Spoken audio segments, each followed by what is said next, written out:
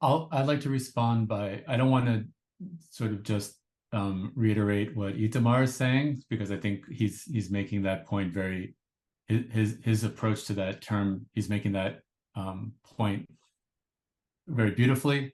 So what I'll do is I would just like to say that another way of thinking about what Crooked Plow is doing, what Tortuarado is doing, is that if you think of magical realism, like for me, this is where the term is useful. If you think of it as something that troubles your expectations of what realism means, then I think it's a very useful term. And it begins to be something other than just a way of categorizing anything that seems exotic from, third world nations.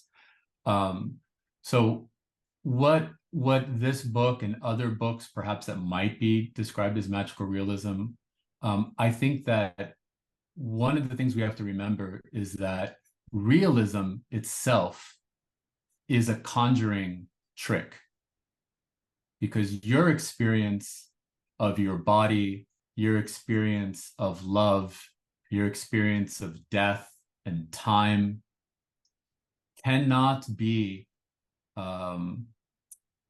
captured in grammatically correct sentences. So the very idea that we read something that we describe as realistic is already part of the trick, because life doesn't write itself. Every work of art is a sort of magical representation of experience. In some sense, it's already a translation. So I think what magical realism tries to do when we talk about a book like 100 Years of Solitude, as an example, is that it reminds us that the work of art is a space of freedom. And in some ways, the things that strike us as very magical might ironically or paradoxically be the thing that brings us closer to the real.